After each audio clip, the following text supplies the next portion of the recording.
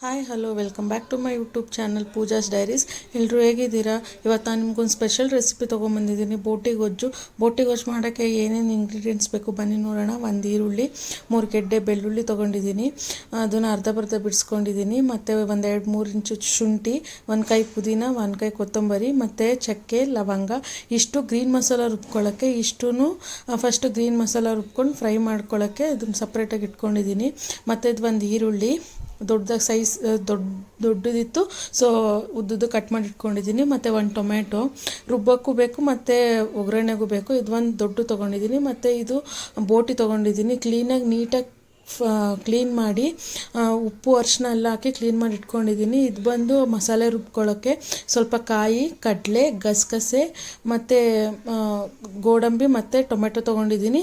ಸ್ವಲ್ಪ ಕಾಯಿ ಕಮ್ಮಿನೇ ಇರಬೇಕು ಮತ್ತು ಟೊಮೆಟೊನೂ ಸ್ವಲ್ಪ ಕಮ್ಮಿನೇ ಇರಬೇಕು. ಇಷ್ಟನ್ನು ಮಸಾಲೆ ರುಬ್ಕೊಳ್ಳೋಕೆ ಇಟ್ಕೊಂಡಿದ್ದೀನಿ. ನೆಕ್ಸ್ಟು ಒಗ್ಗರಣೆ ಮಾಡ್ಕೊಳ್ಳೋಣ. ಏನೇನು ಹಾಕ್ಬೇಕಂತ ನೋಡ್ಕೊಳ್ಳಿ. ಆಯಿಲ್ ಹಾಕ್ಕೊಬೇಕು ಸ್ವಲ್ಪ, ನಮ್ಗೆ ಎಷ್ಟು ಬೇಕಷ್ಟು ಆಯಿಲ್ ಹಾಕ್ಕೊಬೋದು. ಕಮ್ಮಿನೇ ಬೇಕು, ಮಟನಲ್ಲಿ ಬಿಟ್ಕೊಳ್ಳೋತ್ತಲ್ಲ, ಅದಕ್ಕೋಸ್ಕರ ಸ್ವಲ್ಪ ಕಮ್ಮಿನೇ ಹಾಕ್ಕೊಬೇಕು. ನೆಕ್ಸ್ಟು ಎಣ್ಣೆ ಕಾದಾದ್ಮೇಲೆ ಅದಕ್ಕೆ ಈರುಳ್ಳಿ ಹಾಕ್ಕೊಂಡು ಚೆನ್ನಾಗಿ ಫ್ರೈ ಮಾಡಬೇಕು. ಈರುಳ್ಳಿ ಫ್ರೈ ಆಗೋವರೆಗೆ ನಾನು ನಿಮ್ಗೊಂದು ಬೋಟಿ ಕ್ಲೀನ್ ಮಾಡೋಕೆ ಒಂದು ಟಿಪ್ ಹೇಳ್ತೀನಿ. ಏನಂದರೆ, ಈ ಬೋಟಿನ ಒಬ್ಬೊಬ್ರು ಹೇಳ್ತಾರೆ ಪೆಪ್ಸಿ ಎಲ್ಲ ಹಾಕ್ಬಿಟ್ಟು ಕ್ಲೀನ್ ಮಾಡ್ಬೋದು, ಬೇಗ ಹೋಗ್ಬಿಡತ್ತೆ ಅಂತೆಲ್ಲ. ಆವಾಗ ಅದ್ರದ್ದು ಒಂಥರ ಬೆಣ್ಣೆ ಥರ ಆಗಿಬಿಡತ್ತದು. ನೀಟಾಗಿ ಕ್ಲೀನ್ ಆಗುತ್ತೆ ನಿಜ, ಆದರೆ ನೀಟಾಗಿ ರುಚಿ ಇರಲ್ಲ.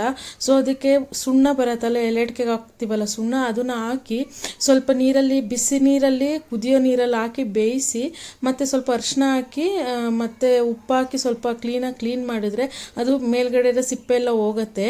ಇವಾಗ ನೋಡಿ, ನಾನು ಟೊಮೆಟೊ ಹಾಕ್ಕೊಂಡಿದ್ದೀನಿ. ಟೊಮೆಟೊ ಸಾಫ್ಟ್ ಆಗೋವರೆಗೆ ಫ್ರೈ ಮಾಡ್ಕೊಬೇಕು.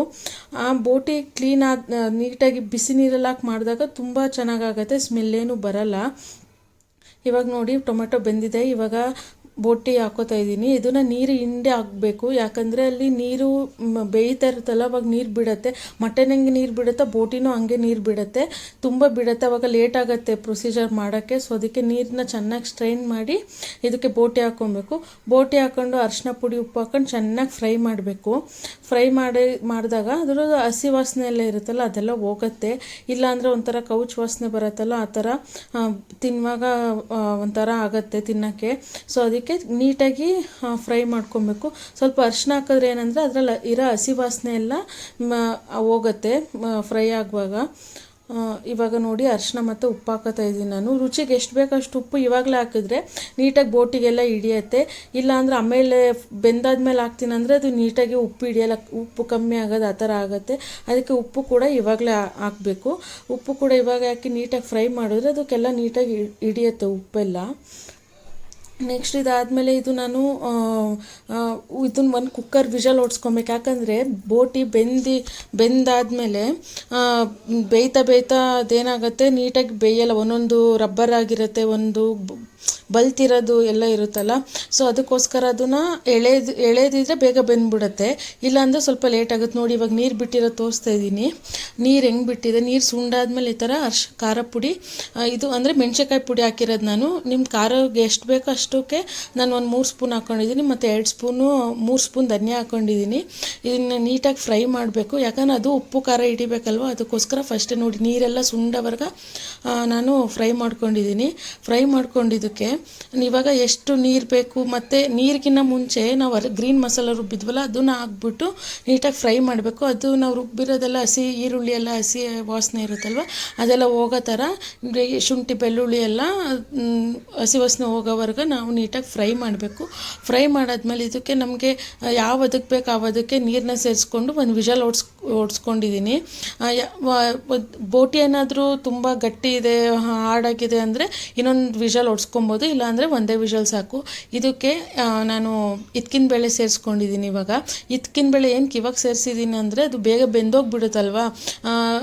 ಫಸ್ಟೇ ಹಾಕ್ಬಿಟ್ಟು ಫ್ರೈ ಎಲ್ಲ ಮಾಡಿದರೆ ಅದೇನಾಗುತ್ತೆ, ಒಂಥರ ಬೇಗ ಬೆಂದೋಗ್ಬಿಡುತ್ತೆ, ಬಾಯಿಗೆ ಸಿಗಲ್ಲ. ಸೊ ಈ ಥರ ಹಾಕಿದ್ರೆ ಸ್ವಲ್ಪ ಸಿಗತ್ತೆ, ಅದಕ್ಕೋಸ್ಕರ ಇವಾಗ ಹಾಕ್ತಾಯಿದ್ದೀನಿ. ಇವಾಗ ಹಾಕಿ ಒಂದು 2 ನಿಮಿಷ ಫ್ರೈ ಮಾಡಿಕೊಂಡು ನಮ್ಗೆ ಯಾವ ನೀರು ಬೇಕು ಅದು ನಾವು ಮಾಡ್ತಿರೋದು ಗ್ರೇವಿ ಅಲ್ವ, ಸೊ ಅದಕ್ಕೆ ಸ್ವಲ್ಪ ನೀರು ಕಮ್ಮಿನೇ ಹಾಕ್ಕೊಬೇಕು. ನೀರು ಎಷ್ಟು ಬೇಕು ಅಷ್ಟನ್ನ ಸೇರಿಸ್ಕೊಂಡು 1 ವಿಷಲ್ ಇಲ್ಲ 2 ವಿಷಲ್ ಹೊಡ್ಸ್ಕೊಂಡ್ರೆ ನಾವು ನೋಡ್ಕೊಬೇಕು ಎಷ್ಟು ವಿಷಲ್ ಹೊಡ್ಸ್ಕೊಬೇಕಂತ, ಅದ್ರ ಪ್ರಕಾರ ವಿಷಲ್ ಹೊಡ್ಸ್ಕೊಂಡು ಬೇಯಿಸ್ಕೊಬೇಕು. ಅಷ್ಟರಲ್ಲಿ ನಾವು ಫಸ್ಟು ತೊಗೊಂಡಿದ್ವಲ್ಲ ಲಾಸ್ಟಲ್ಲಿ ಹಾಕೋಕ್ಕೆ ಮಸಾಲೆ ಕಾಯಿ ಕಡಲೆ ಎಲ್ಲ ಅದನ್ನೆಲ್ಲ ರುಬ್ಕೊಳ್ಳೋಣ. ಸ್ವಲ್ಪ ಕುದ್ದಿ ಇವಾಗ ಬೇಕಾ ಟೇಸ್ಟ್ ನೋಡ್ಕೊಬೋದು ನೀವು. ಉಪ್ಪು ಏನಾದ್ರು ಬೇಕಿದ್ರೆ ಹಾಕ್ಕೊಂಡು ಲಿಡ್ನ ಕ್ಲೋಸ್ ಮಾಡಿ 1 ವಿಷಲ್ನ ಹೊಡ್ಸ್ಕೊಬೇಕು. ಇವಾಗ ನೋಡಿ ಮಿಕ್ಸಿ ಜಾರಿಗೆ ಕಡಲೆ, ಕಾಯಿ, ಗಸಗಸೆ, ಟೊಮೆಟೊ ಮತ್ತು ಗ್ರೇವಿ ತಿಕ್ಕಾಗಿ ಬರಲಿ ಅಂತ ನಾನು ಗೋಡಂಬಿ ತೊಗೊಂಡಿದ್ದೀನಿ. ಅದನ್ನು ನೀರಲ್ಲಿ ನೆನೆಸಿದ್ರೆ ಬೇಗ ಪೇಸ್ಟ್ ಆಗುತ್ತೆ, ಅದಕ್ಕೋಸ್ಕರ ತೊಗೊಂಡಿದ್ದೀನಿ. ಅದನ್ನು ಹಾಕಿ ನೀಟಾಗಿ ಪೇಸ್ಟ್ ಮಾಡ್ಕೊಬೇಕು. ಪೇಸ್ಟ್ ಮಾಡಿಕೊಂಡು ಅದನ್ನು ನಾವು ಫಸ್ಟೇ ಮಾಡಿ ನೋಡಿ ಪೇಸ್ಟ್ ಎಷ್ಟು ಚೆನ್ನಾಗಿ ಕಲರ್ ಕಾಣಿಸ್ತಾ ಇದೆ.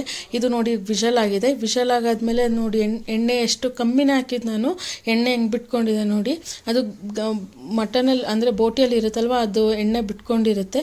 ಸೊ ಇವಾಗ ಇದು ಬೆಂದಿದೆ ನೋಡಿ, ಕೈಯಲ್ಲಿ ನೋಡ್ಕೊಬೋದು ನಾವು ಬೆಂದಿದೆಯಾ ಇಲ್ವಾ ಅಂತ. ಏನಾದರೂ ಬೆಂದಿಲ್ಲ ಅಂದರೆ ಇನ್ನೊಂದು ವಿಷಲ್ ಹೊಡ್ಸ್ಕೊಬೇಕು. ಆದರೆ ನಂಗೆ 1 ವಿಷಲ್ಗೆ ಅದು ಬೆಂದಿತ್ತು. ಅದಕ್ಕೆ ನಾನು ಇವಾಗ ಮಸಾಲೆ ಸೇರಿಸ್ಕೊತಾ ಇದ್ದೀನಿ ರುಬ್ಬಿರೋದು. ಮಸಾಲೆ ಸೇರಿಸ್ಕೊಂಡು ನೀಟಾಗಿ ಫ್ರೈ ಮಾಡ್ಕೊಬೇಕು.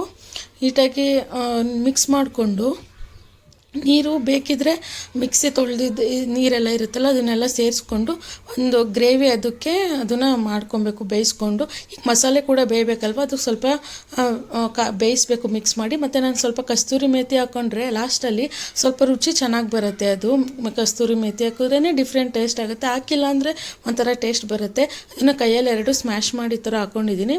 ಮತ್ತೊಂದು ಅರ್ಧ ಕಪ್ಪು ತೆಂಗಿನ ತುರಿ ಸೇರಿಸ್ಕೊಂಡಿದ್ದೀನಿ. ತೆಂಗಿನ ತುರಿ ಜಾಸ್ತಿ ಹಾಕಿದ್ರೆ ಒಂಥರ ಪಲ್ಯ ಥರ ಚೆನ್ನಾಗಿರುತ್ತೆ. ನಮ್ಮ ಕಡೆ ಮಂಡ್ಯ ಸ್ಟೈಲಲ್ಲಿ ಏನಂತಾರೆ ಬೋಟಿ ಪಲ್ಯ ಅಂತ ನೋಡಿ. ಬಿಸಿ ಬಿಸಿಯಾದ ಬೋಟಿ ಗೊಜ್ಜು ರೆಡಿಯಾಗಿದೆ. ಸೂಪರಾಗಿತ್ತು ಟೇಸ್ಟ್ ಮಾತ್ರ. ಇದನ್ನು ಮುದ್ದೆ, ಚಪಾತಿ, ದೋಸೆ, ಇಡ್ಲಿ ಜೊತೆ ತಿಂದರೆ ತುಂಬ ಚೆನ್ನಾಗಿರುತ್ತೆ. Thank you for watching.